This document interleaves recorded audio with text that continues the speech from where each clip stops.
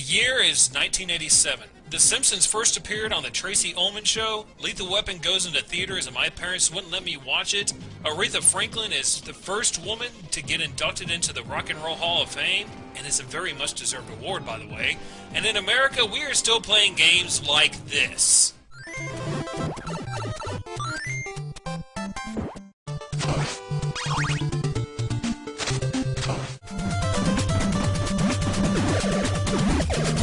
Little did us foolish Americans know, but a game was also released this year in Japan that would shake the very foundations of the world, leaving a path of awesome in its wake. I'm talking about Final Fantasy here, guys. What, were you expecting a Zelda game or something? No. Zelda Retrospective suck. What kind of idiotic, retarded, autistic, stupid, ignorant moron would do something like that? As I have already stated, Final Fantasy was released in Japan in the year 1987. But I really need to start before that, in the year 1983, the year of my birth, by the way, and talk about a man by the name of Masafune Miyamoto.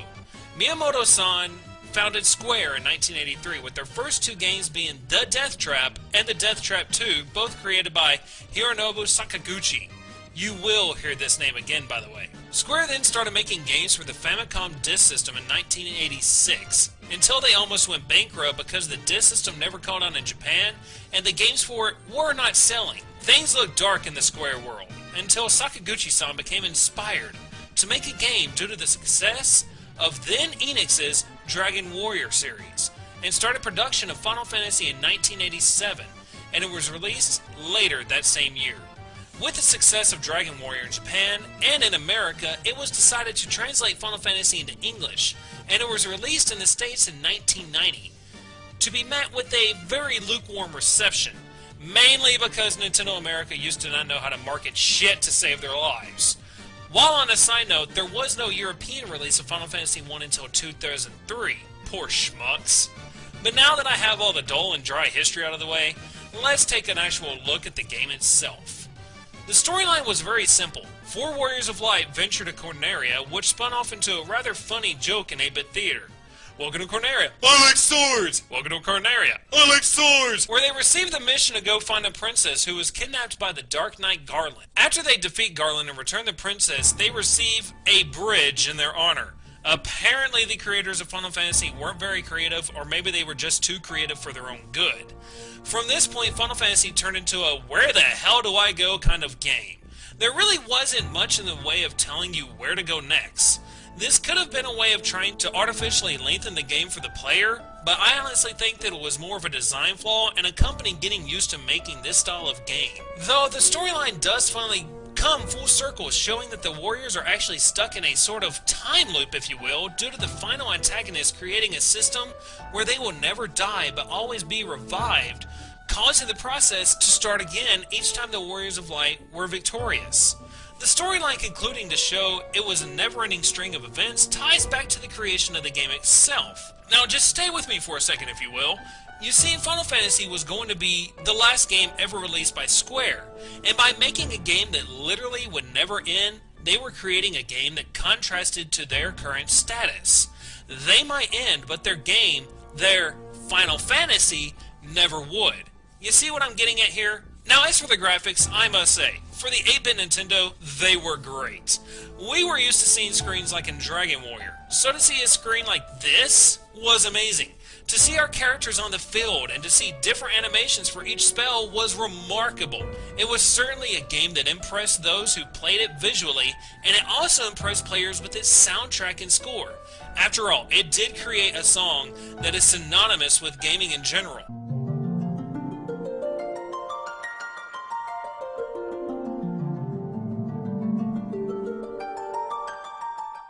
This song, the Crystal theme, would go down in history as one of the most iconic video game themes ever. Though this could be tied back to the composer, Nobuo Uematsu, who would later go on to compose most of the songs from the remaining Final Fantasies to be created. Now, as for the system used, the game was very similar to that of Dungeons & Dragons, which you could say that for pretty much every RPG that has ever been created, because they all tie back to D&D in some way or another. Instead of the game giving you characters to use, you were required to create your own team of 4 characters by choosing a class from a list containing a fighter, white mage, black mage, red mage, monk, and thief. Another similarity to D&D was that instead of the MP system for magic, which Final Fantasy fans are used to now, you were only able to cast a certain number of spells each day before sleeping again, much like the wizards within Dungeons & Dragons. There are other similarities, but to point them all out right now would take me way too freaking long. The last thing I wish to cover is a few items and themes that are carried into the later installments of the series. The first one would be the appearance of Bahamut. Yes, he makes his first appearance in the series right here, but instead of being a summon, he would actually upgrade your character classes. Say the fighter becomes a knight and the dark mage becomes a dark wizard. If you bring him a rat's tail, that is, you will once again see the connection of Bahamut and the rat's tail in Final Fantasy IV. There is also the design of the black mage himself. This design, as cool as it is, died off until Final Fantasy IX, where the creators used this design yet again for the character Vivi. Airships were also introduced into the very first Final Fantasy, and have continued throughout the history of the series, to a point where they have even become plot devices on occasion. Well, that covers my look back at the very first Final Fantasy to be released. My suggestion is if you have not played this game and you are a fan of the Final Fantasy series, you really need to. You can find many versions to play, from the NES to the PlayStation, Game Boy Advance, and the PSP. Though, I would suggest that first-time adventurers become very friendly with GameFAQs.com, because you will be referencing it a lot. Now, join me next time where we will once again look into the year 1990, but this time to a certain Final Fantasy series on the Game Boy that inspired one of the most famous and successful monster-catching games to ever be released.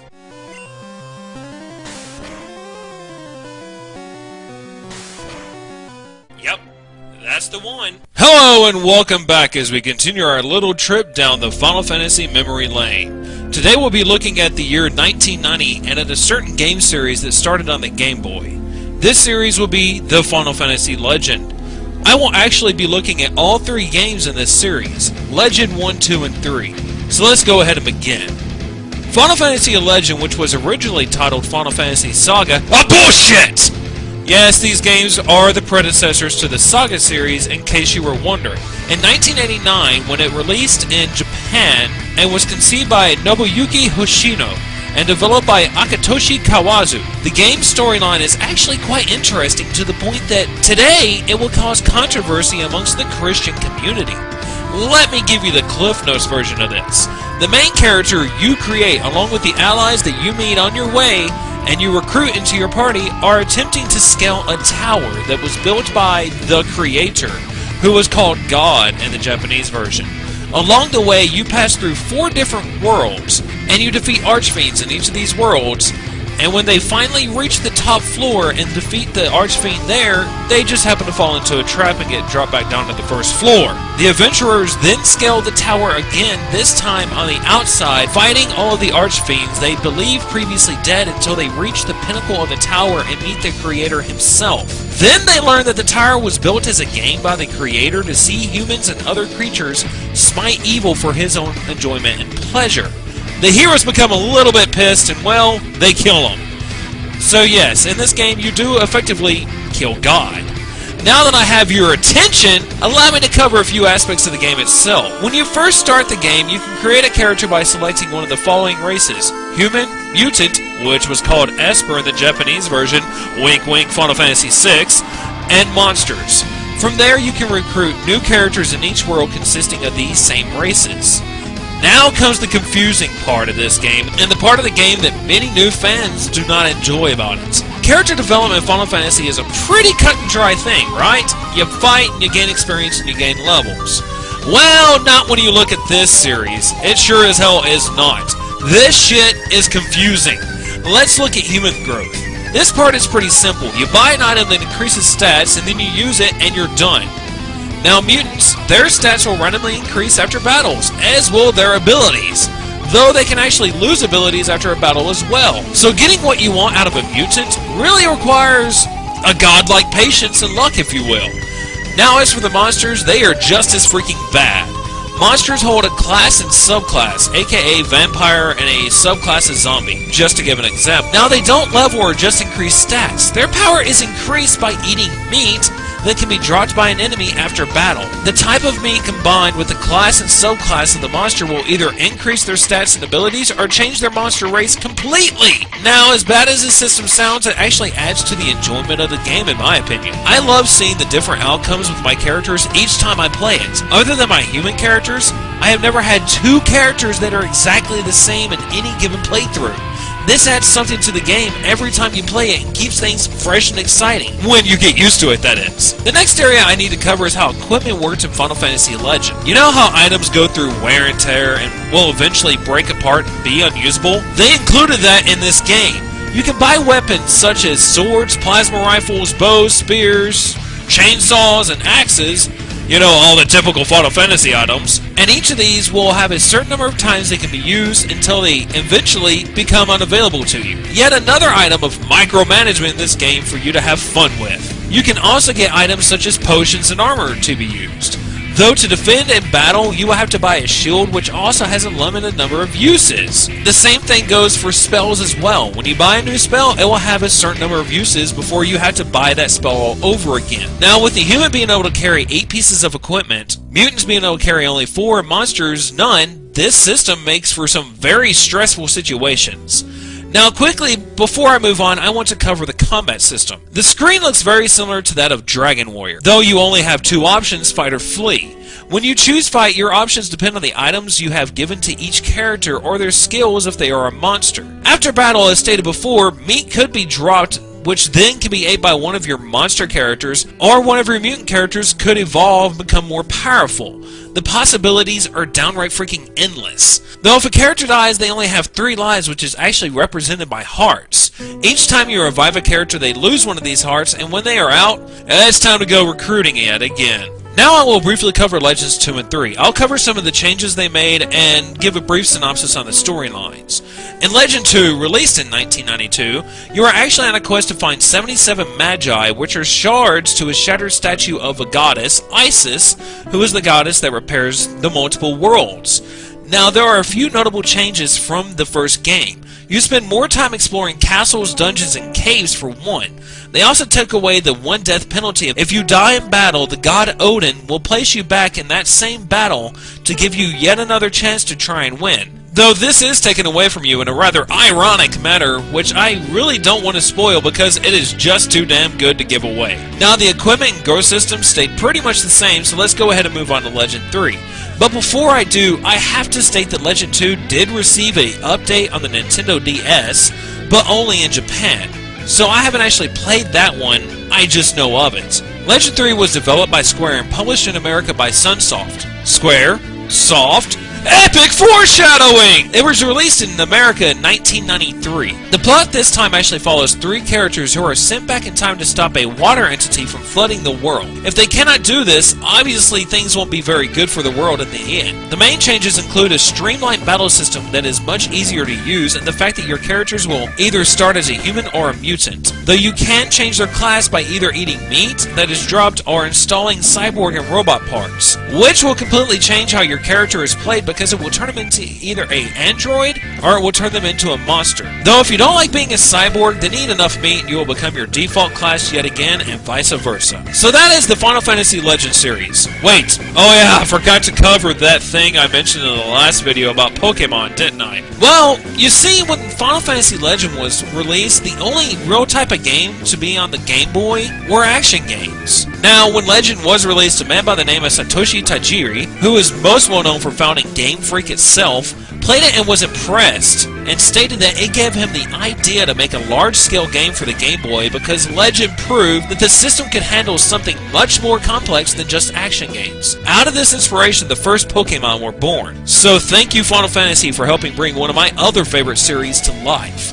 In closing, I would have to say that if you ever get the chance to play through these, then do so. They are fun, though rather difficult and stressful, but the elation of finally beating them is amazing to say the least. That and you have the music of Nobuo Uematsu to keep you company yet again. Like I said, that guy composes the music for most of Square's crap. Get used to me mentioning him in this retrospective. Now join me next time where we will look at the Game Boy one last time and look at the game that started the Secret of Mana series on the SNES, also better known as the Seiken Densetsu series.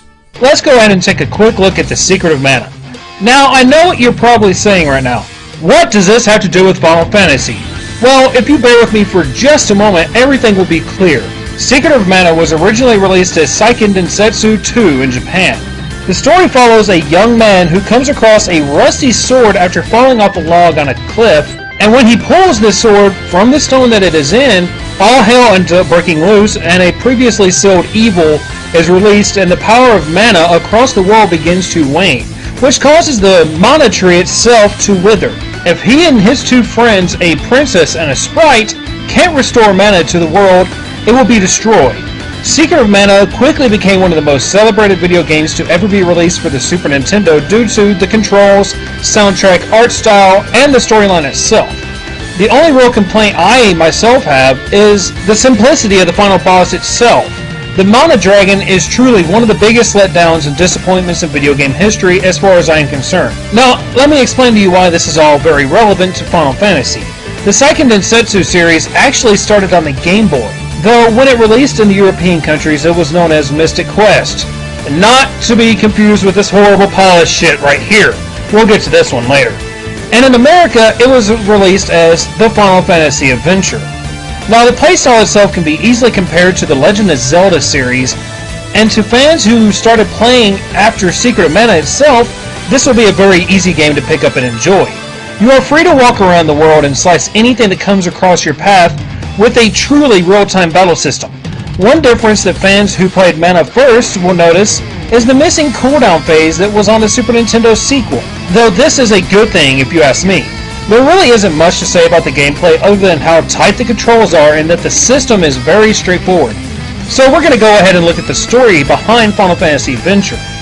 The story follows an unnamed man who is employed, though enslaved would be a better term, as a gladiator. This young man eventually decides to escape from his place of employment just to come across a man named Julius speaking with his lord and master, who is known as Dark Lord.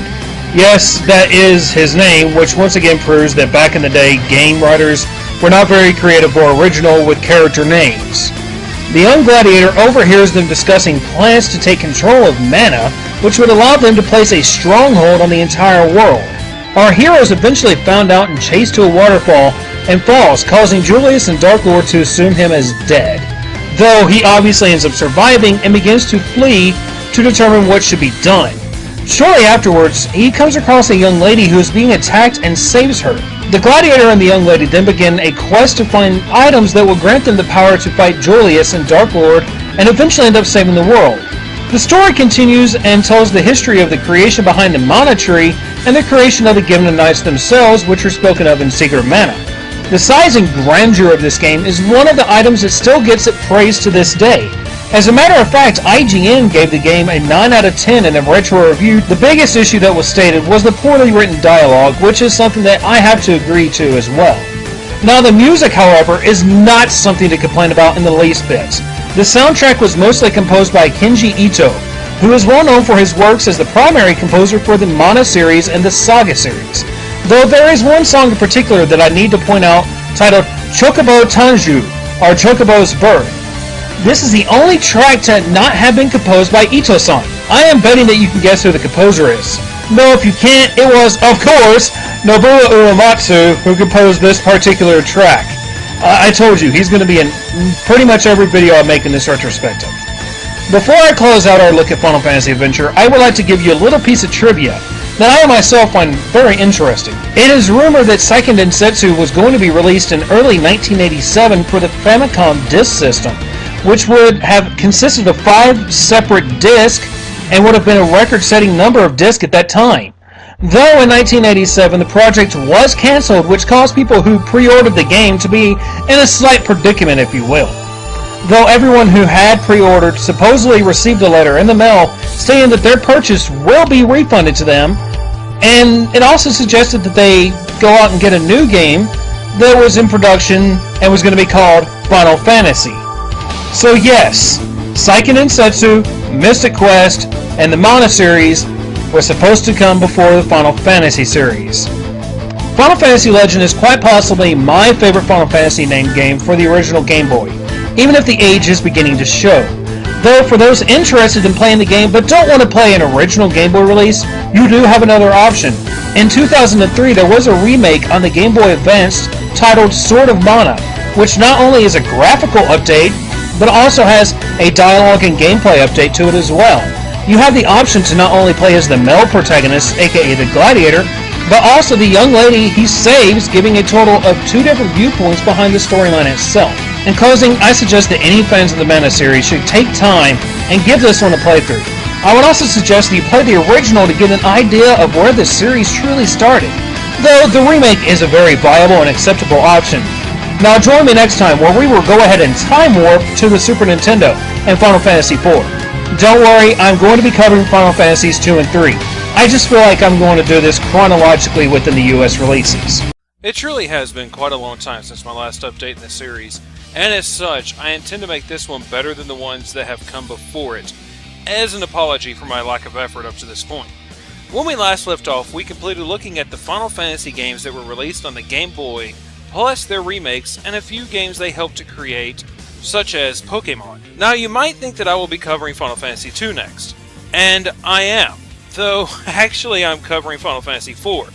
The reason being is, this is how I experienced the series, and that is what I'm trying to retell with this retrospective. Now, it should actually be no mystery at this point of gaming history that there are a few numbering issues regarding the Final Fantasy series, such as Final Fantasy II in the US is actually Final Fantasy IV, and Final Fantasy III is actually Final Fantasy VI. There are good reasons for this though. Due to a lack of interest in the RPG genre, whether it be Final Fantasy or even Dragon Quest or Warrior, whichever you prefer, Nintendo of America decided not to release the actual 2 and 3 games post-localization, which is actually a crying shame because they both had huge effects on the series, but I will cover those later on.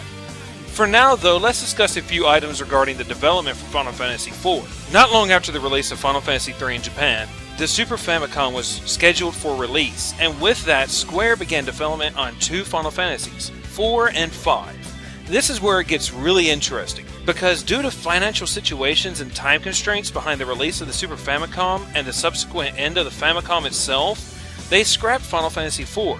So yes, Final Fantasy IV, which was known as Final Fantasy II in the US, is nothing more than Final Fantasy V. Don't you just love how confusing the naming convention for these games can be?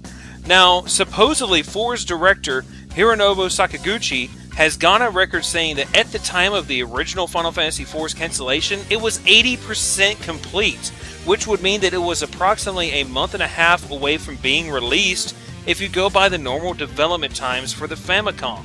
Another item of note is that the game was actually much larger than the version we actually received in the end. The initial script had to be cut down to 1/4 of its original size because their planned game would not have fit onto one cartridge.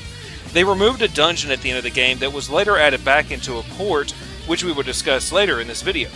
Though, in case you are wondering if important items in the story were cut, I understand that they only removed unnecessary dialogue elements, which is a good thing because if they had removed more, then we might not have ever received such golden lines as Spoony Bard.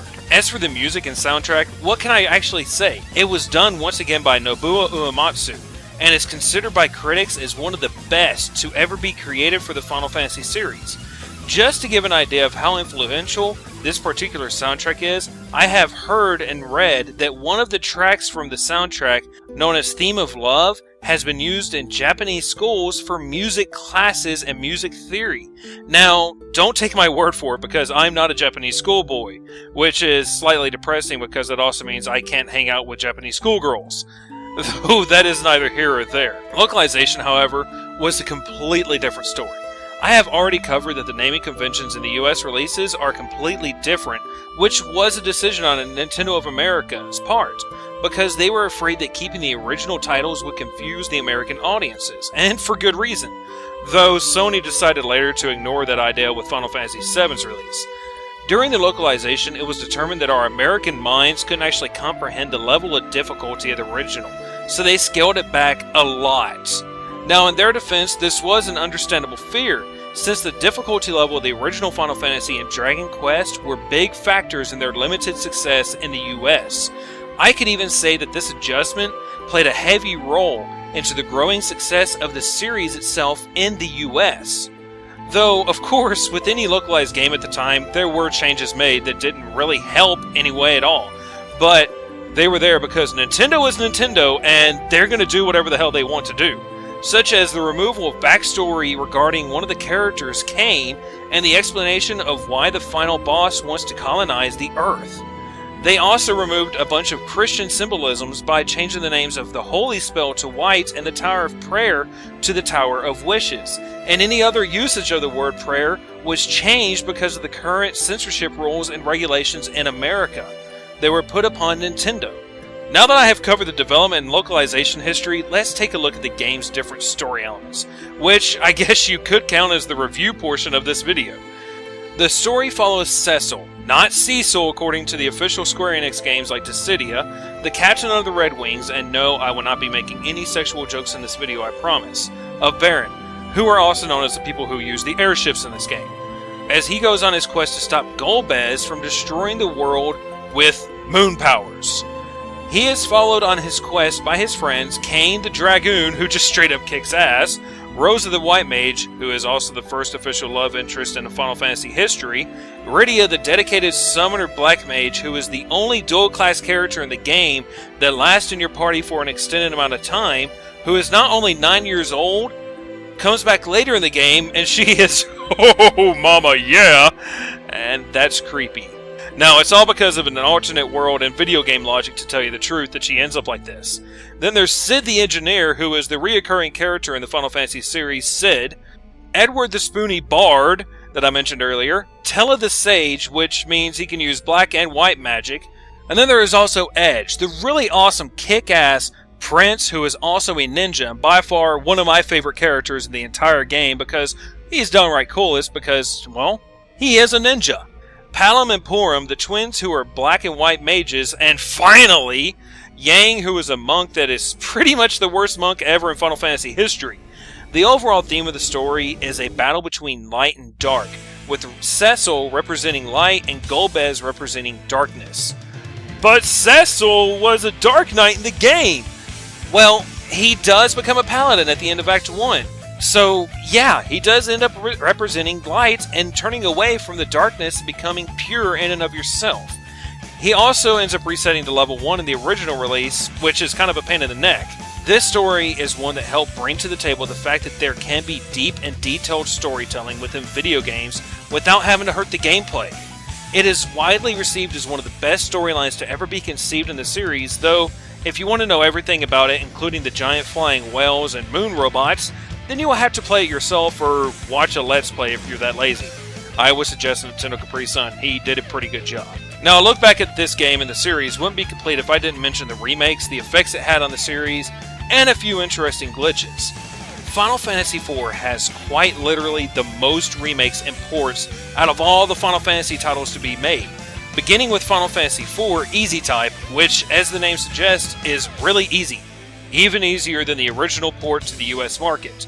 There was also a port to the PlayStation which was released under the title of Final Fantasy Chronicles that came with Chrono Trigger included in 2001. That had the inclusion of new translations, updated graphics, and FMV sequences. It also was re-released for the Game Boy Advance as Final Fantasy IV Advanced and included the end dungeon I mentioned earlier that was not in the original US release, while also retconning a lot of the story elements, which I will mention later, that allowed for a sequel to be made. It was also remade yet again and released in 2008 as Final Fantasy IV for the Nintendo DS with much updated graphics and even more translation fixes. The original version is available on the Wii Virtual Console right now, and finally there was a new release on the PSP known as the Complete Collection that we will talk about in a moment. So if you are interested in playing this game for yourself, you are obviously spoiled for choice. Each version is good in its own right, though I will say that I, as an old school gamer, and because I am contractually obligated by nostalgia, must say that the original is the best. Now, because I am suggesting the original game, I'm going to give you a couple of tips and pointers and making the game a little bit easier than it already is, with a few glitches that could help you along your way. I won't be showing footage of these because I don't have the time to record them, but they do work and they are confirmed. First off, Rydia is going to be one of the most useful characters in the game, and that will be because she is a summoner, and she can get a summon known as Sylph that will deal damage to your enemy and then heal your party. You can make this spell free to use, though you will still need a listed amount of HP to cast it. It will end up costing you nothing. Simply take that spell and place it in the top leftmost spot in her spell list, and BAM! Free summon. Sadly, this does not work with the more useful spells such as Bahamut, but oh well, what can you do? Then later on in the game, you will end up going to the underworld, and you will end up having to go to a place known as the Sealed Cave, which has one of the most difficult bosses that you will fight throughout the entirety of this game. He is completely skippable though by following these steps. After Rydia ends up joining your party again as an adult, you will end up defeating Golbez.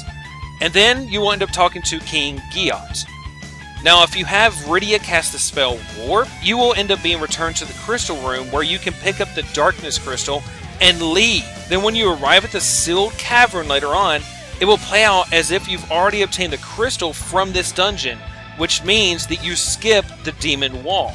Now, I can also understand that you might end up saying that, man, this is a really cool weapon that I just picked up, or this is an awesome shield, or hey, I would really like to have a lot of this particular item.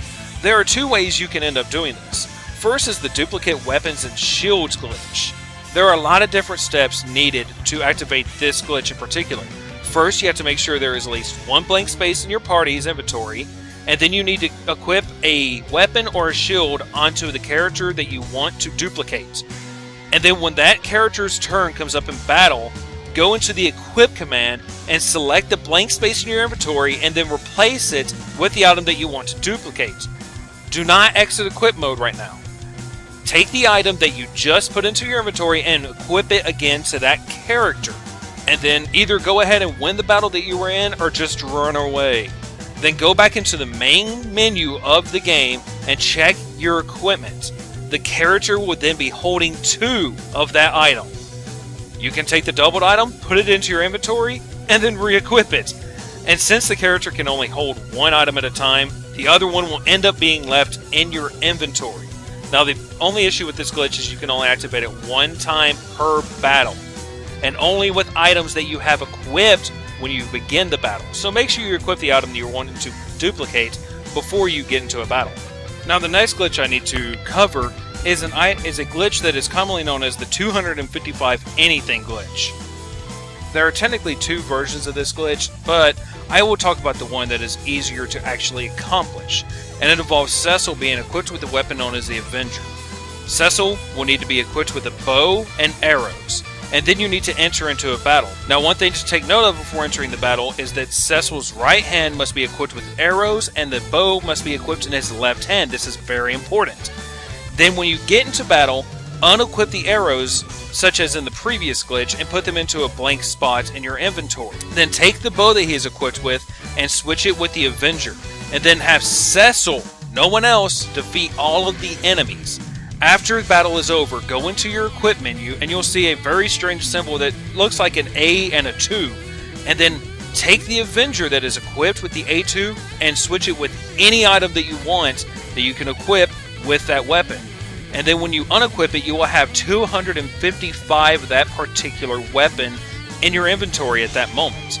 So this is both one way to increase the ability for one of the characters' edge, the ninja, while also really stocking up on some gil. There are a lot more glitches, such as causing enemies to attack themselves with canes of jump ability, or reviving enemies with 0 HP, or there's even using a certain set of bosses to grind by creating an experience multiplier of 258, also known as the Magus Sisters, which you meet late game.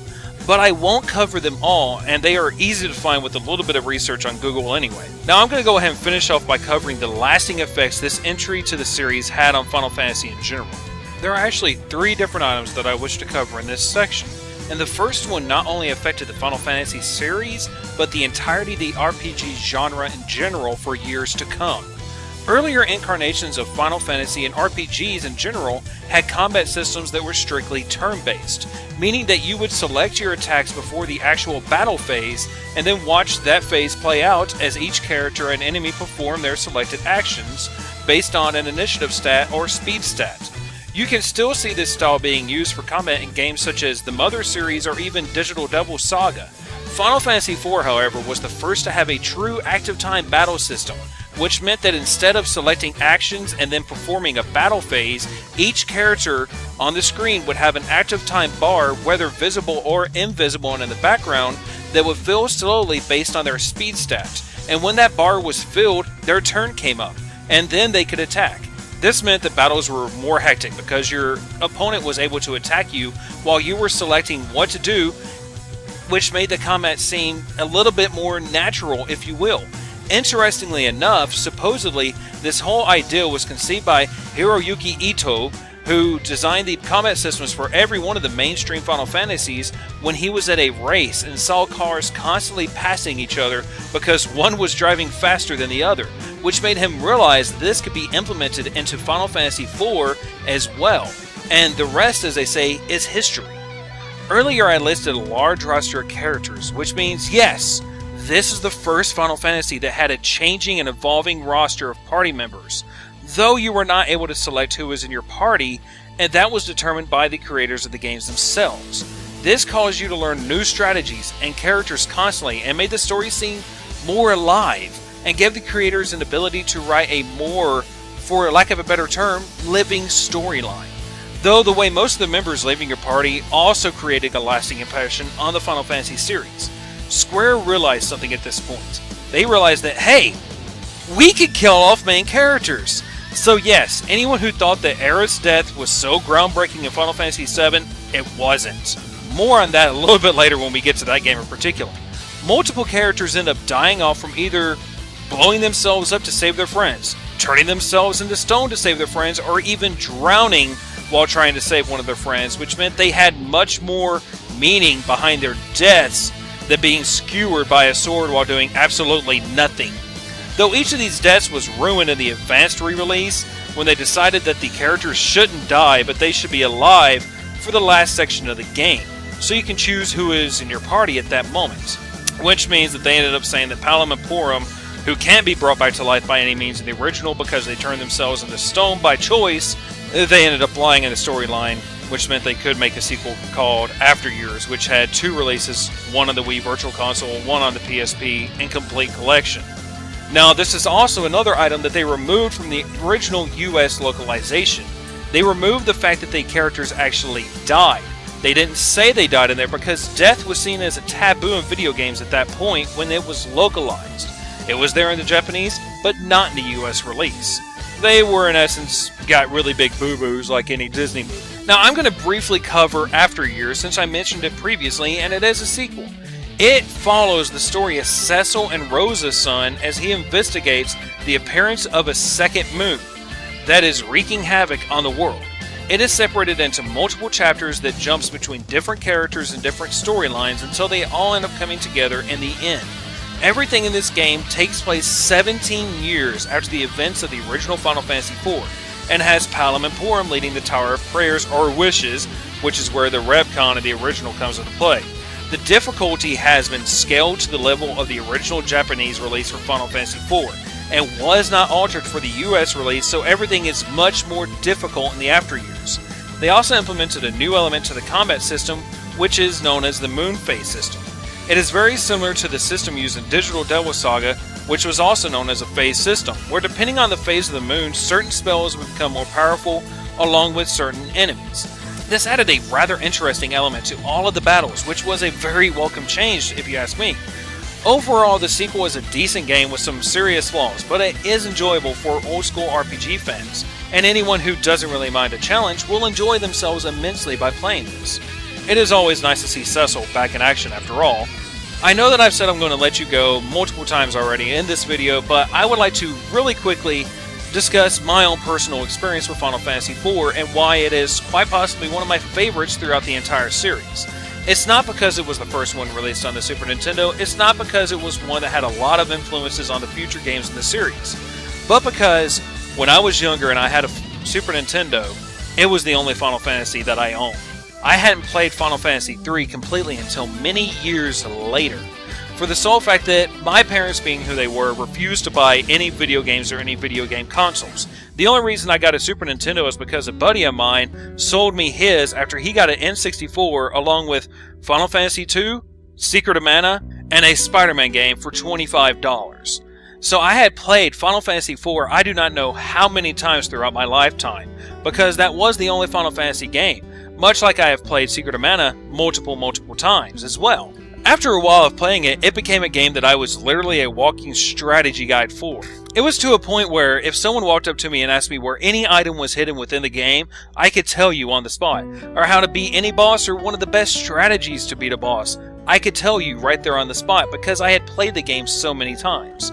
This sole fact is one of the reasons why it is laid into my mind as one of my favorite Final Fantasies to ever be released, and one of the games that impacted me the most in my lifestyle as a gamer and my love for RPGs. So if throughout this entire retrospective and review of this particular game, you heard a little bit of fanboyishness come out, that would be because this is a game that affected me that much. Now next time we will be looking at the only Final Fantasy to be developed in the US with the US in mind, and was the first Final Fantasy to be seen in the European market, and is definitely the black sheep of the series. What happens when you mix a mystical adventure with the Final Fantasy franchise? I don't really know either, but I do know what happens when a Japanese development company decides to make a game with the American audiences in mind. The game that I was mentioning would be Final Fantasy Mystic Quest, or Mystic Quest Legend in the European market, and finally, Final Fantasy USA, Mystic Quest in Japan. Now I know that you might be thinking in your head that I said in a previous episode the only Final Fantasy to be developed in the US, but here's the thing. It never happened because I refuse to believe that I could ever make a mistake in any video ever made, and you should do so as well, for I am the all-powerful Buddha! If he was a southerner from Arkansas, and had hair, and tons of sexy red face fuzz. In all honesty, I was confused, and like many, believed that the game was actually developed by the US arms of Squaresoft, though it was actually developed in Japan. But as I said, it was actually focused on the US market and audience during this development. This actually ended up meaning a lot of things, such as they didn't have to edit out religious imagery or any other items that were seen as, well, taboo in the US at the time. Though, more importantly, this also meant a huge change to the gameplay itself. You see, in the world of Final Fantasy IV, the previous game, everything was all pew pew pew pew pew pew pew pew explosions everywhere, while in Mystic Quest, everything is a lot more... Am I doing something right now? The idea behind the design was that the US audience wasn't very interested in adventuring with an open world, and that we weren't very interested in the more complex battle systems, which overall were not that complex anyway. We wanted things to be more linear and simplistic in their minds. Though, despite all of this, I would say that there were some good items in the game itself as well. I will be covering all of these today.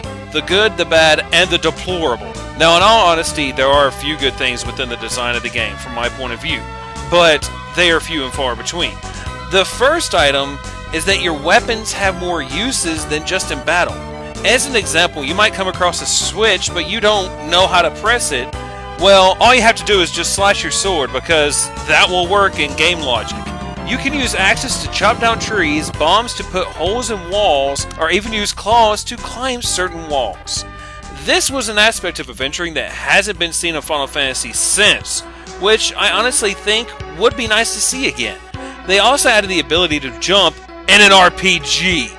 Now, you might think this would have only played into the platforming gimmicks, which I don't really count as platforming since the jump is on an automated rail once you press the button anyway, though you would be mostly right. But you will find that with this newfound ability, this will never happen again. God, get out of my way, old lady, before I skewer you with my massive sword of death plus 20! Jesus! Now that event will be more like, God, get out of my... Oh, wait, I can jump over you, so it doesn't matter. Now, the biggest issues with these items, because yes, these changes were panned by the critics, because those same critics were all like, oh, this is different, I know like different, is that they made the game into kind of a mix between Zelda, Ys, and Final Fantasy.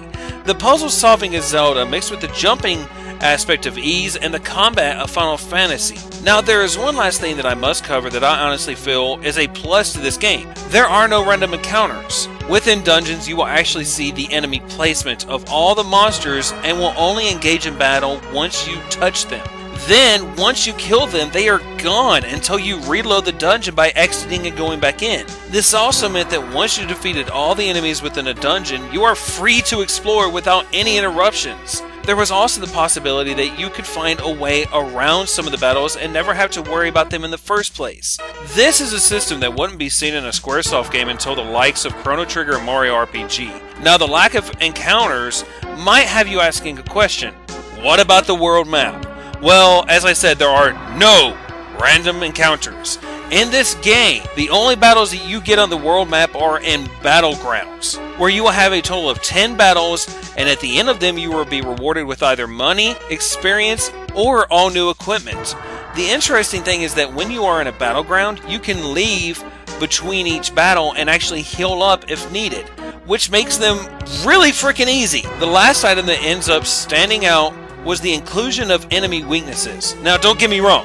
Weaknesses have always existed in the Final Fantasy series, such as the lightning spell is much more effective against a water enemy than, say, an earth enemy. The thing they added was a weapon type weakness, such as having plant type monsters weak to axe type weapons and flying enemies weak to projectile type weapons, which introduced a new area of strategy to the Final Fantasy series, which is always an added bonus and a welcome change. I realize that we have already talked a lot about the changes they made in this game so far, but now I get to cut loose with the things that I think are bad changes to the series. First and foremost is the world map and the linear style of the game. Instead of an open world that was displayed in the previous installments of the series, this time it is a rail system.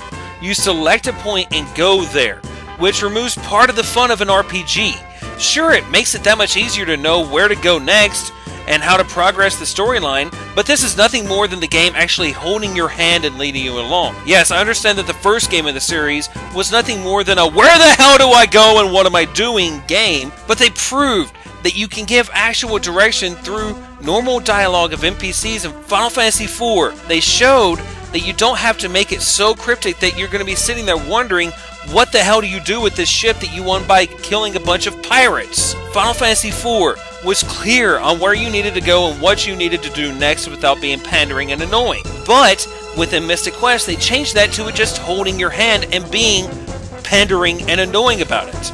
Another one that makes me go, oh, come on, is the spell system. Instead of having a pool of MP to use when casting spells, you actually have a pool of dark, light, and ultimate spells that you can cast before you need to sleep, or to use an item that completely refills this pool for every spell type that is really inexpensive once you can start buying them, which meant about 1/3 of the way through the game, it was nothing more than spam spell, ends turn, spam spell, wash, rinse, and repeat. Yes, this is similar to the system that Final Fantasy on the NES had, but remember, at the time the biggest inspiration and the biggest thing to compare it to that we had was D&D, but by this time the genre itself had moved past this style, and yes, I admit that it is kind of a personal preference of my own. Then there is the combat system, which is one hell of an Edward Nigma. The battles are easier, but a hell of a lot more annoying. The enemies are overall really weak, and even when they aren't, the spells that you are given are so overpowered, nothing should ever be a threat in this game. In all honesty, other than bosses, you can defeat almost any enemy on the screen with 2 or 3 hits at most. Though, here's the big issue. We all know that status elements are a bad thing, right? But in all honesty, the only one that was really a huge threat was Stone. The others are just a nuisance in Final Fantasy. This is not the case in Mystic Quest. Take for example Confusion. It is not a status element that you can be knocked out of by an attack. It is now a timed element. Unless you can end up curing it with a spell and or an item, each time you are afflicted with it, the effects reset, which means it will last that much longer, and the enemies in this game will spend 90% of their turns attempting to inflict ailments, from either it being stone to confusion and many more. This is how a lot of the times you're going to die in this game. Though even then, by the end of the game, you end up becoming immune to pretty much every status element that there is, which makes the battles even more of a cakewalk and defeats the purpose of amping difficulty through status elements. If you look at the design of this game, you can see that the creators were working against themselves constantly. Though you might be saying, but I thought you said all the enemies are easy to kill, so what's the issue here? Well, hold your horses there, partner. Regardless of what you do, every enemy will be stronger than you in each section you go to, unless you wish to go in and out of previous dungeons that you have cleared for hours on end to gain levels, because the experience pools in these places were made so you wouldn't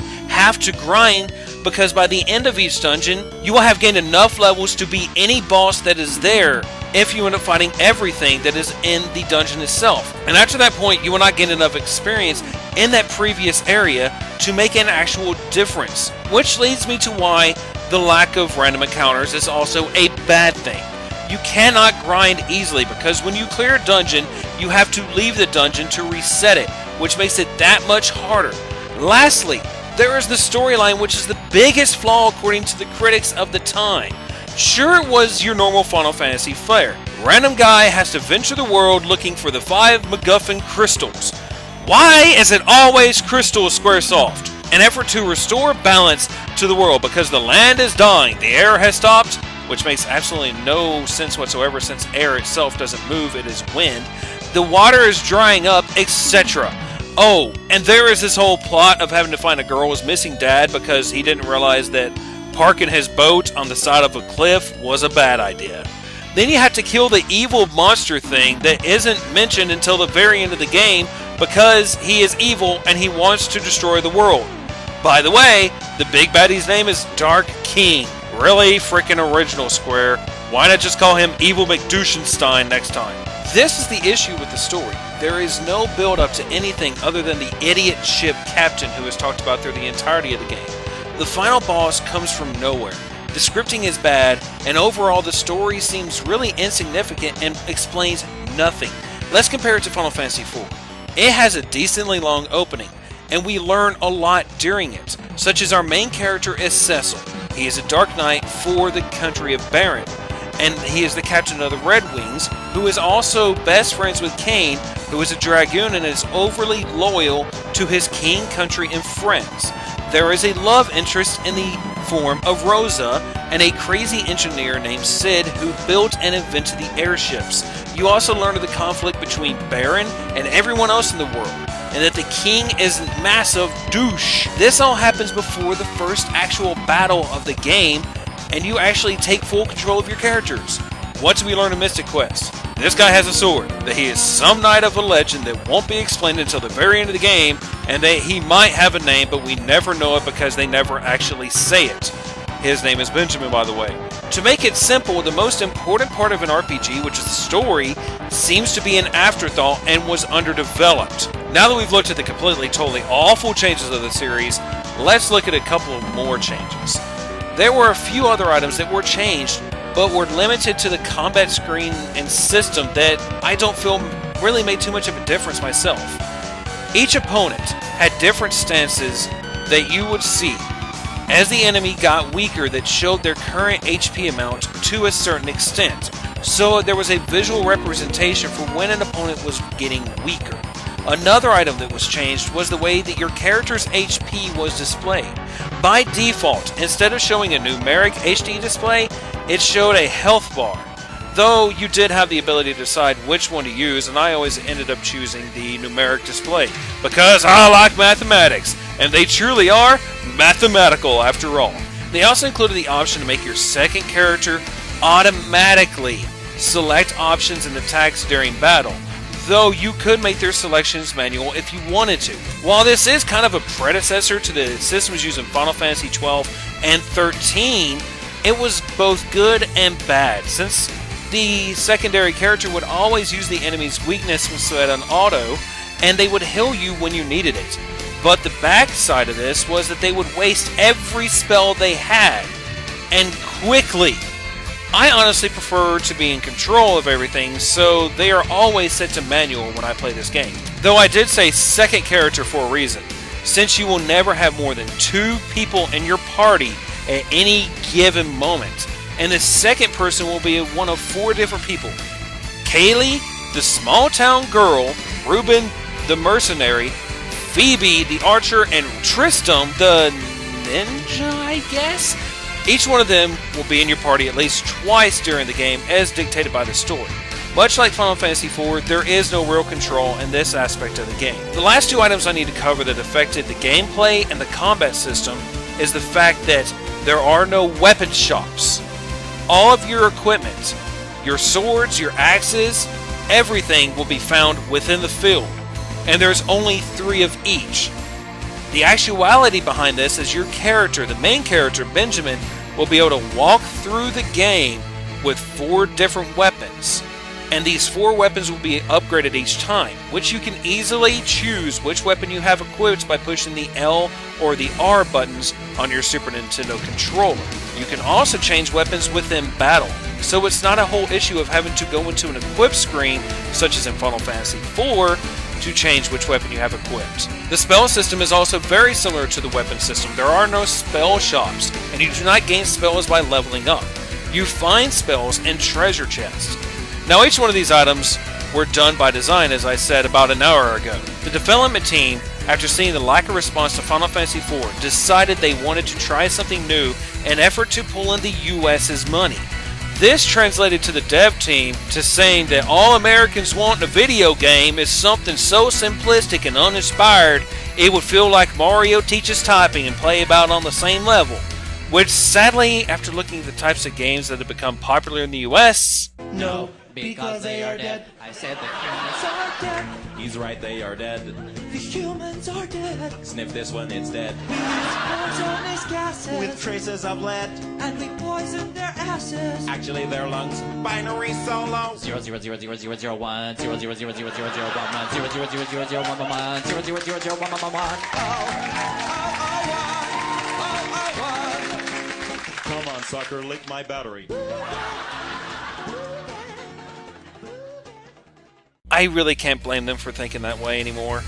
This was intended to be a, quote, entry-level RPG, unquote. But when it was released, the critics panned it for being overtly simplistic. And in the end, it almost did more damage to the series' popularity than actually helping it in the US.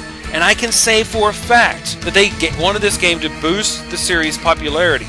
Just look at the ad campaign that they had for this game. You couldn't open a gaming magazine, whether it be Nintendo Power or Electronic Gaming Monthly, without seeing one, if not both of these ads within them. Though, yes, I do end up having agreeing that you will want a head lube and oil change once you complete this game, especially when you see that the game will give you unlimited amounts of healing items just before the final boss. As to say, oh, you stupid American, you can't beat a real boss, so we will make this even easier for you. Though, take note of the giant $39.99 that is labeled here. There is a reason they emphasize that. Most games, especially RPGs, for the Super Nintendo were anywhere between $45 to $50 at the time on the release. So this was to say that, hey, you can actually afford to buy this one, so buy it! I say all of these things to come to one specific point. At this time in the history of Final Fantasy and video games, in general, there are 2 viewpoints when it comes to Mystic Quest. You either like the game or straight out loathe it. I will give 2 examples to this, one being me and one being another person. I played this game well after the Nintendo 64 had already been on the market because I didn't have that many games for the Super Nintendo and I did not own a Nintendo 64 because, yet again, my parents hated video games and what they thought it was turning me into, a fat lazy slob. Though, one day at Hastings, I guess my mom felt bad for me and offered to buy me a new, used Super Nintendo game. So I looked everywhere around that Hastings for a copy of Chrono Trigger or Final Fantasy III, but all I could find was Final Fantasy Mystic Quest, a game I had heard of, but never heard how it was, whether it was good or bad, and I ended up buying it, because my 14-year-old mind said, I love me some Final Fantasy, so this should be good! So my mother ended up buying me that game, and the rest, they say, is history. I had already played games like Chrono Trigger at my friend's house, along with Final Fantasy IV, Final Fantasy VI, Breath of Fire, etc., etc., etc. So I was a fan of those types of RPGs, namely, well-built RPGs. That is why I don't like Mystic Quest. But if you talk to someone, say Nintendo Capri's son, he likes the game because it introduced him to the series according to what he said during his Let's Play. That is the thing. Most of the people who experienced it as a gateway game look back with fond memories of nostalgia, but people who were already invested fans of the RPG genre loathe this game almost as much as they don't like Quest 64. Though it doesn't truly matter because this is only a side game in the series. For me, it's like that one night stand that you have but end up regretting it the next morning because the alcohol told you a lie. Sometimes you just have to look back and say, yeah, lesson learned. I should also mention the soundtrack for this game for two reasons. The first being because I actually like the soundtrack, and I really have no complaints about it save for a couple of songs. One of the reasons is because the soundtrack is reactionary. When you first enter a town, you will hear its theme in one version, but after you have saved the town, the theme will change to mirror the fact that it has been saved. The other reason is because I don't have to mention this guy. For once, I don't have to mention him because it was actually composed by Ryuji Sasai and Yasuhiro Kawakami. Even though that one guy didn't end up staying away from Final Fantasy for very long, I have to say that Sasai and Kawakami did a fantastic job in emulating the atmosphere and mood in the game along with the different dungeons you must fight your way through. It is a beautiful masterpiece. If you haven't listened to it, look up the songs on YouTube. You will not be disappointed. Before I end off, I want to point out a few items that can make this game even easier than it already is. When you first start the game and enter the first town, you might be saying to yourself, man, I wish there was an item store here so I could stock up on healing items, but damn it, there isn't. Here's a little trick for you in this particular situation. There are two treasure boxes in this town. One in this house right here, and another that requires the use of an axe to get to, and both contain 3 healing items. Collect both boxes, leave town and come back in. Those same boxes will now be restocked. So in essence, you can get 99 of these healing items before you ever enter the first dungeon of the game if you want to take the time. This trick will end up working for every town of the game because the code says for this game, when you leave an area and you go back in, it is supposed to reset chests, enemies, and character placements. So go ahead guys, go have fun by creating yourself an infinite inventory. There is also a spell that has a total of 3 uses in the game. The Life spell can revive a fallen party member and will bring them back to full health.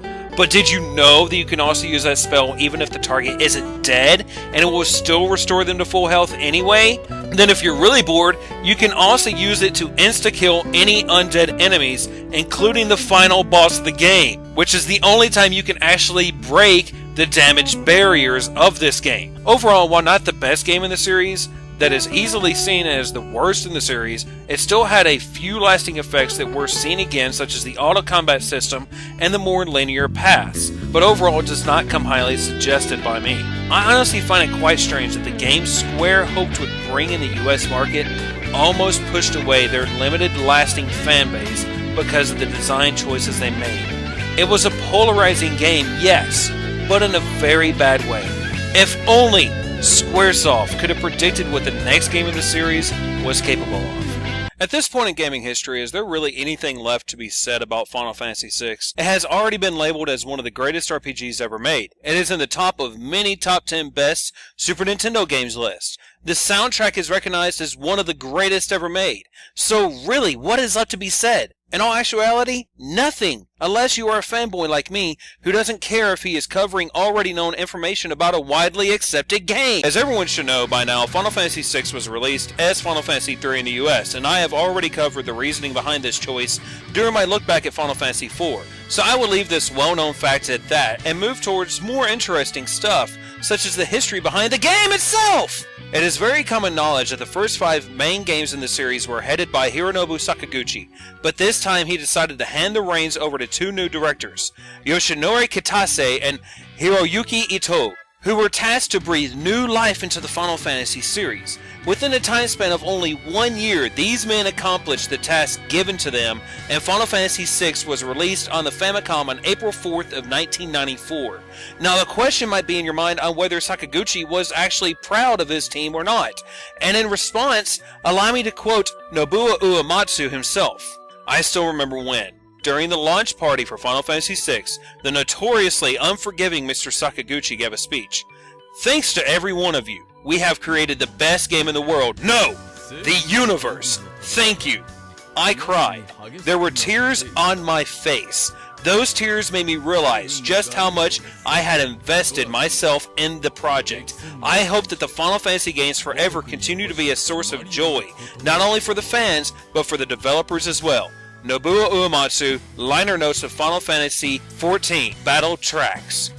The reason Sakaguchi and the team at Squaresoft were so pleased is because they had a vision, a dream if you will, that they would release a game that would not only shape the Final Fantasy series, but the RPG genre itself. And if the reviews, reception, and lasting effects the game had is anything to go by, they surpassed this dream by about 1,000,000 miles. Even though there were a few time crunches at the end of development, it went by quite smoothly. Then there was localization. Let me set the stage for you. Imagine you are sitting at your desk and your name might just be Ted Woolsey, and you are handed a script, a game cartridge, and told that you have 1 month to translate it, due to the desired release time. To make a long story short, after 2 rewrites, which included all of the Nintendo of America required censorship, the localization was finally ready and released on October 20th of 1994. And to the surprise of everyone, this had fantastic reviews and feedback from the fans,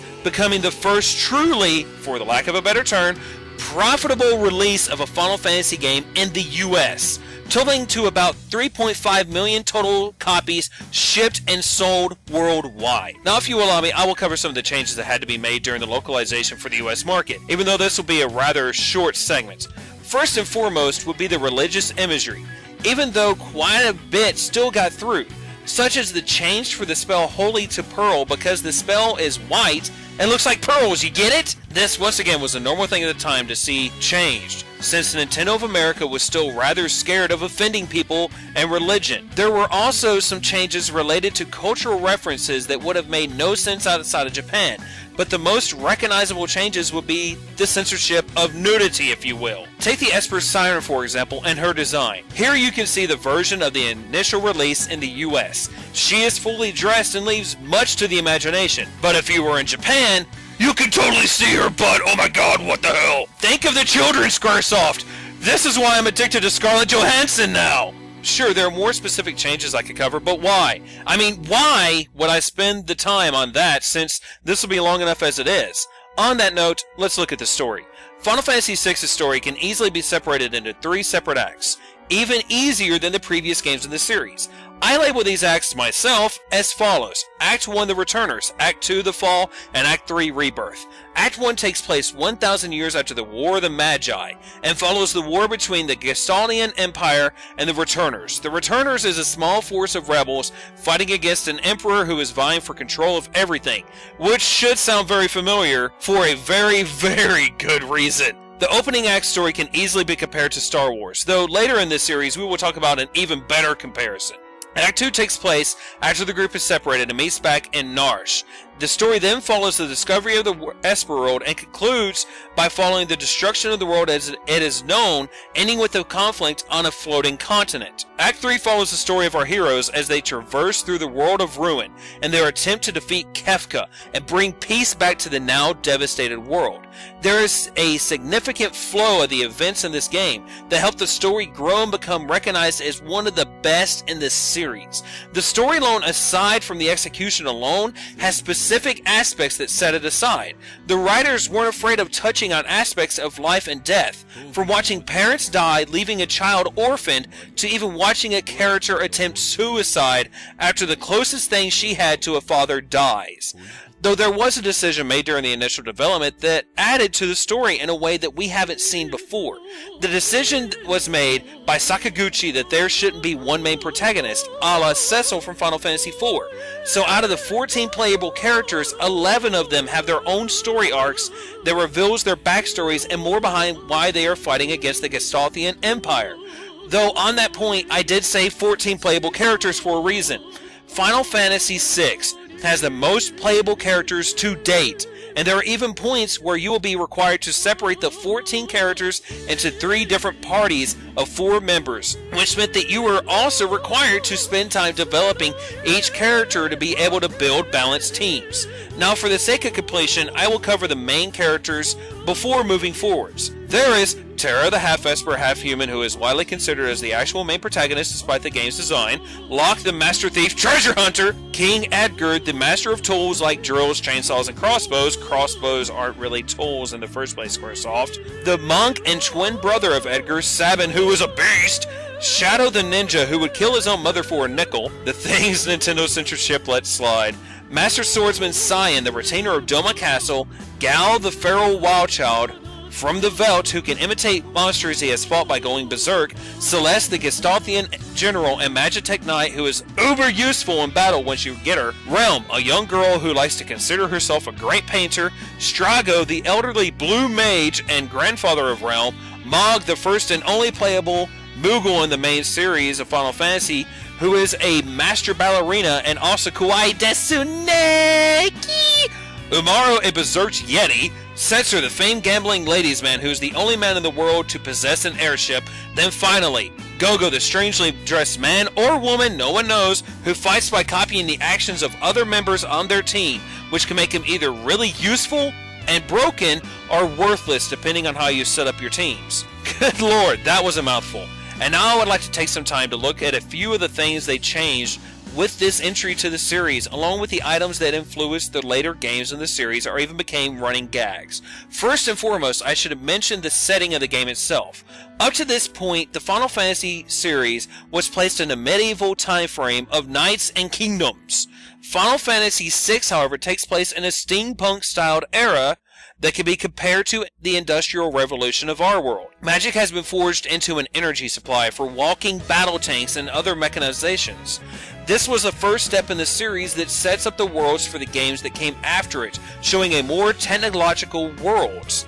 This was also the game that introduced comical relief characters of Biggs and Wedge, who appeared at the beginning of the game along with Terra during the introduction scenes. These two characters will become symbolic to the Final Fantasy series, along with Sid for quite a long time, though their staying power was not quite as strong.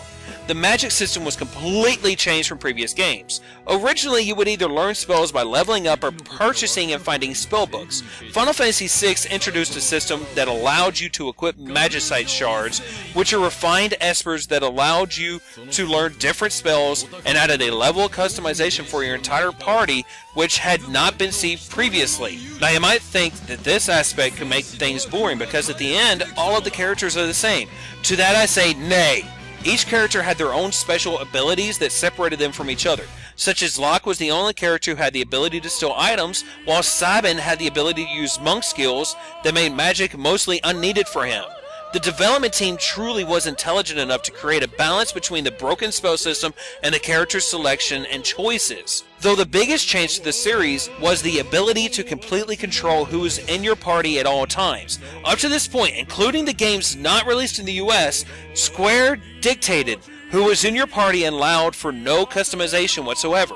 This is a particular aspect that continued through the remainder of the Final Fantasy series with a few limitations depending on the storyline for each particular game. As you can tell, the development and subsequent release of Final Fantasy VI was polarizing in regards to the series itself by changing up quite a lot, but there is still even more to cover. Gameplay was also thrown for a bit of a loop with the introduction of what I like to call battlegrounds and team dungeons. In these sections, you will separate your collection of characters between 2 or 3 different parties, and in battlegrounds, you will use your parties to fight swarms of enemies in an attempt to reach a commanding group and win. During the team dungeons, you will have to use your separated groups in conjunction with each other to progress through the dungeon by opening different paths and reach a goal point that normally will end with a difficult boss battle. There is also the introduction of side quests to the Final Fantasy series here. Take for example the hunt for the 8 dragons of the World of Ruin that will allow you to unlock the final Esper Crusader. Other side quests will involve finding specific characters in the World of Ruin, ultimate equipment, and character backstories. Both the party separation and side quests will be seen in the following games of the series. Now, very quickly, I would like to speak on the soundtrack, and I can promise you that this will be quick. Unlike Mystic Quest, Nobuo Uematsu took control of the score and really outdid himself. I gladly go on record stating that the soundtrack for Final Fantasy VI is one of the greatest soundtracks in gaming history and is easily in the top 3 for the Super Nintendo, and I am not alone in this opinion, to tell you the truth. If nothing else, you can see the effort placed into the score during an opera scene that takes place part of the way through Act 2. That is both touching and humorous as a comedy of errors, completely fleshed out with the best voice acting a 32-bit console had to offer at the time.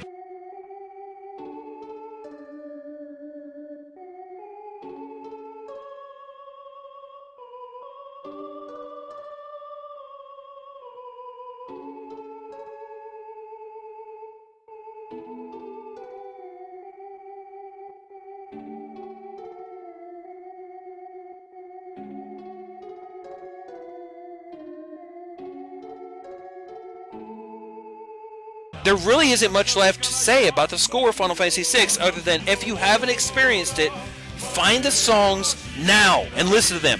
You're already on YouTube, so you can watch this video, and you can find them here. Stop this video. I don't care. Experiencing this piece of gaming history is more important than listening to me try to sound intelligent regarding video games, which I have to admit is a really nerdy and pathetic thing to do. Go! Why are you still here? Now that you have either unpaused this video or skipped ahead to this point because I know you went and listened to all the songs from the soundtrack, I would like to finish off with a few things. The first would be your options for playing this game. Of course, there is the original on the Super Nintendo and Super Famicom, but you can also play on the PlayStation with the release of Final Fantasy Anthology that came with Final Fantasy V as well, that had new FMV sequences and a few translation fixes. There is also a Game Boy Advance version which has an additional dungeon that ends with a new boss known as the Kaiser Dragon that will, to be frank, kick your ass hardcore. Now, the Kaiser Dragon was originally in the code for Final Fantasy VI. People have hacked in and found him, though if you are able to get to the fight for the Kaiser Dragon in the original release, you will notice that he has no script and he just constantly attacks, and there pretty much is no way to beat him whatsoever. The PlayStation version can be bought on the PlayStation Network, and the original can be attained on the Wii and Wii U Virtual Console. And finally, it has been announced that the version will be released later this year for iOS. So with this newfound information, there is no reason to not have played this entry to the series at this point. Now I would like to give my full opinion on the game. If you couldn't tell already, Final Fantasy VI is my personal favorite entry to the Final Fantasy series. This is due to the depth of the storyline, development of characters, gameplay, and of course the villain. Oh, what's that? I haven't talked about Kefka other than a passing comment, I hear you say? That is because I feel that he deserves a section of his own. Kefka, in my very own humble opinion, which means it's the only version of the truth that exists when it comes to Final Fantasy, is the greatest villain in the Final Fantasy history. Kefka is literally the Joker of the Final Fantasy series, and it isn't just due to his clown design and his mannerisms. This is also due to the fact that the only reason he does anything is to cause chaos. It isn't really a desire to rule, but to cause disorder and to make others suffer. That comparison aside, he is the only villain to ever truly reach his goal. He wanted to destroy the world and recreate it in his own image, and he does.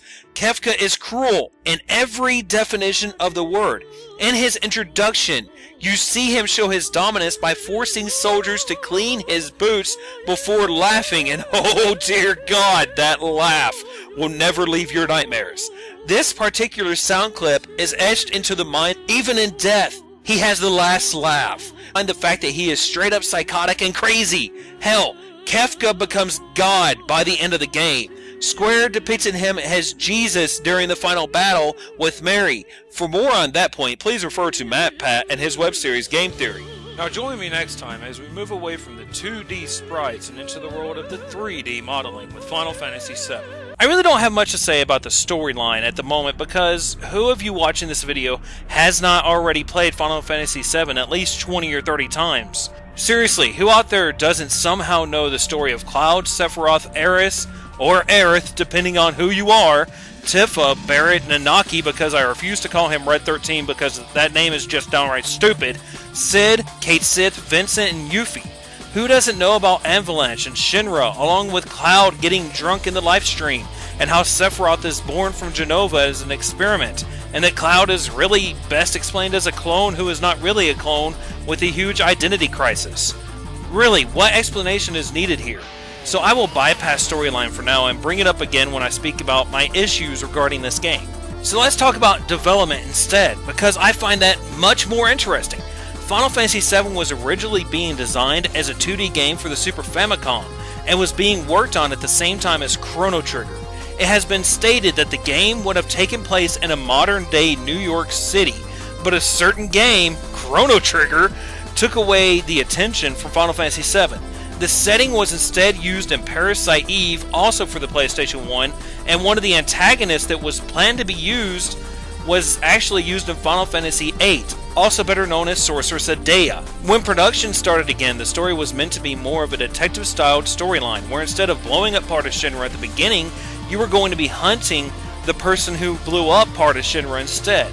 But obviously this idea didn't get finished, and we have the storyline of Final Fantasy VII that we all know to this day. Though some might ask why Squaresoft, a company that backed Nintendo for so many years, decided to go with Sony. Well, it isn't because Sony made them a better offer. I'll get that out of the way now. It was because of CDs.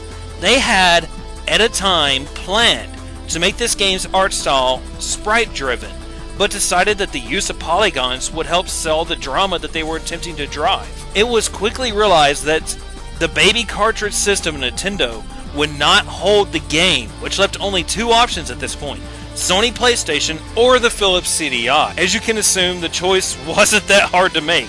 Sony was more than happy to welcome Square because they knew that, at least in Japan, there was a huge fan base for Final Fantasy, which would be good for their gamble system, the PlayStation.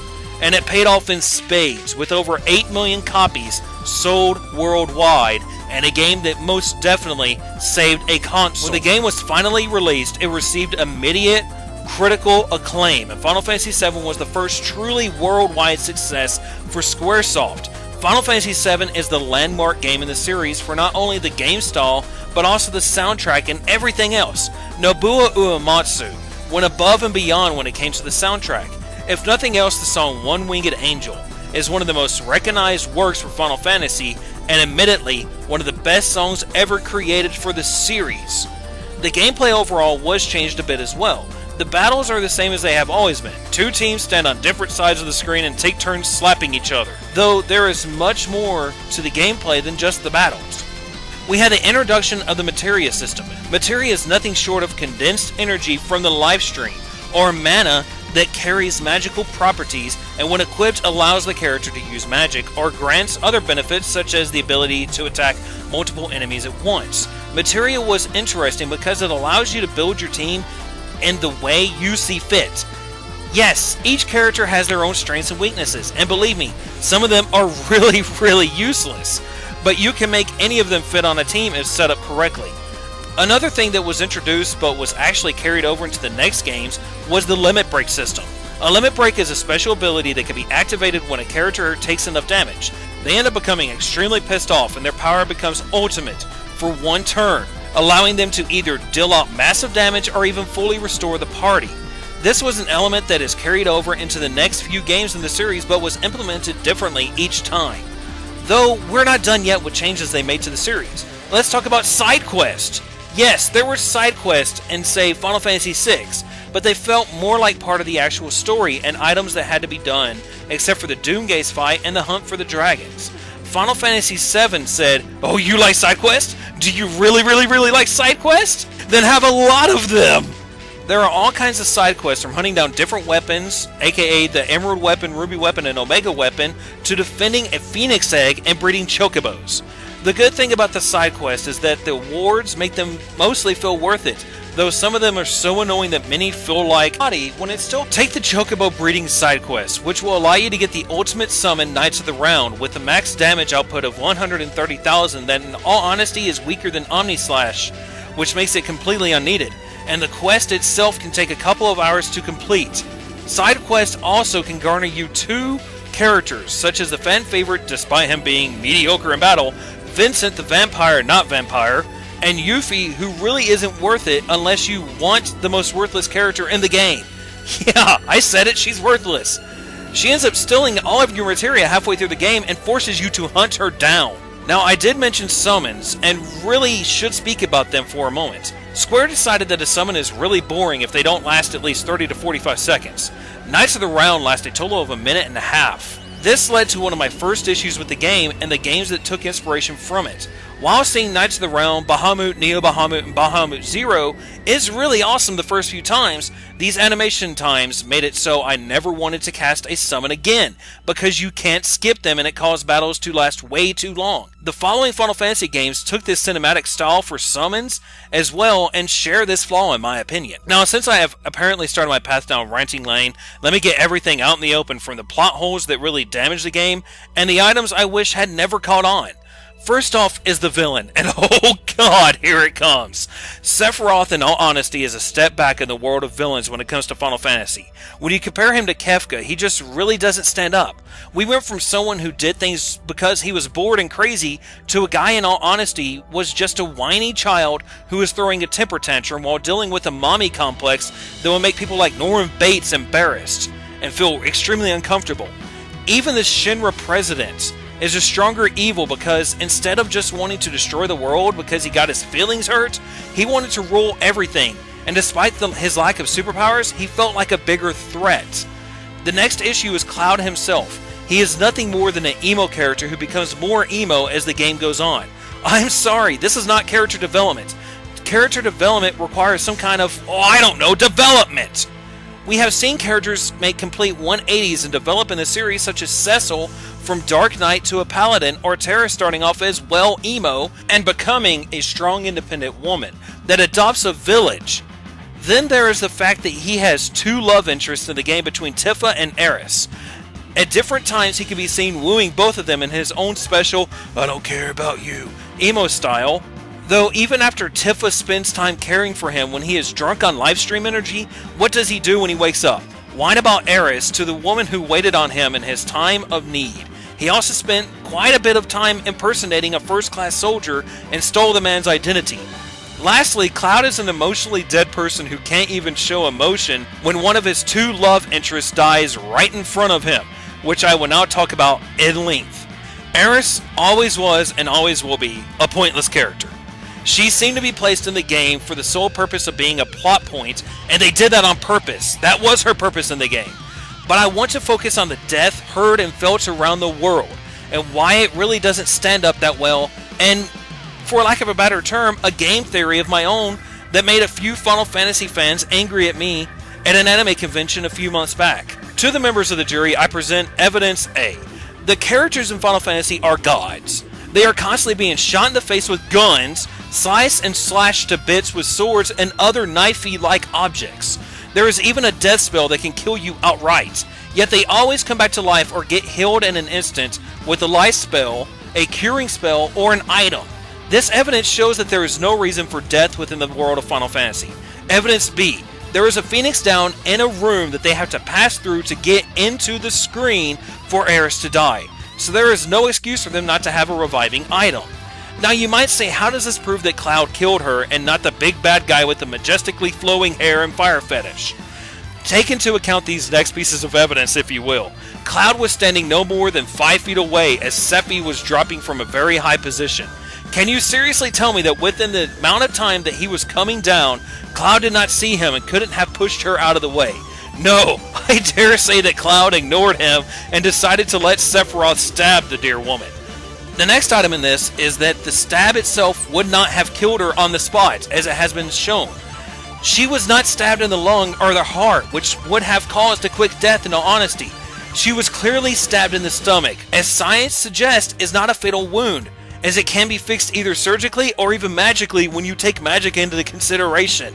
Now don't say to me, what if Cloud didn't have a way to heal or revive her? I have already stated that there is a Phoenix down in a previous room they had to pass through, and he starts the game with a cure materia. So he had plenty of options for both healing and or reviving her if she had passed over. Then take notice of the water that she was buried in. The water comes up to Cloud's waist, and she sinks into the water, and as far as I know, dead bodies don't just sink without help. Dead bodies float, as does any prone body without help, and that is why gangsters would always fit you with concrete shoes, to make sure you sink to the bottom where you can't be found. Because you see, a body, when it still has air in the lungs, will not sink, because air actually causes buoyancy, which will cause a body to float. The only reason that a body will sink in the water of its own accord will, one, be because the air has completely escaped the lungs, they're no longer causing buoyancy, or two, water has been able to seep into the lungs in a fashion that would destroy the buoyancy of the air. And the only way that would have happened for Eris is if had Cloud held her head under the water long enough for her lungs to fill up. With this information, Eris would not have died for any reason unless Cloud drowned her purposefully. We also cannot deny the fact that Cloud had ample time to stab Sephi right in the gut while his sword was in Eris's body and he was laughing maniacally. He was kneeling, which meant he would have been able to give him an immediately fatal stomach stab if Eris's injury is proof of death. This whole scene was stupid, but this is just a theory. A game theory, if you will. Now, outside of the items I dislike about the story itself, such as the ones I just described, there is also the fact that everyone is apparently a clone of a clone of a clone. The story is really weak in comparison to previous installments of the series, but that is nothing in comparison to the items that were passed onto the next installments in the series. From this point forward, it seemed that Square decided that the main characters had to be ambiguously emo at all times, and that the storylines had to be overly dramatic. The scene of Final Fantasy was changed forever. The storylines had to be structured like Final Fantasy, which in my own honest opinion made them weaker to boot. There is also the shoddy translation for the game itself. This was definitely a rush job, an effort to release the game as soon as possible for the PlayStation. Now, through all of this pandering and ranting, let me say this. Final Fantasy is a good game, and is truly worth a playthrough, but it's just not as impactful in my mind. The materia system is just a throwback to the Esper system from Final Fantasy VI, and other than the introduction to the 3D environment, expanded summons, and emo storylines, the only thing that was introduced and kept within the series was limit breaks, along with the modern setting, and I feel those are the only two items that I really appreciate from this game series-wide. Now, there are plenty of ways that you can play Final Fantasy VII. You have the original release on the PlayStation 1, the PSN release, a PC version that has a graphical upgrade thanks to some amazing hackers who in essence turned it into a late generation PlayStation 1 game as far as the graphics are concerned, and they have even done some retranslation work to make the story work a little bit better. Now join me next time as I anger the hardcore fans of Final Fantasy VII even more when I explain why I feel Final Fantasy VIII is actually a stronger entry to the series. Not really, guys. We'll get to Final Fantasy VIII a little bit later. First, we got a whole lot more Final Fantasy VII to talk about.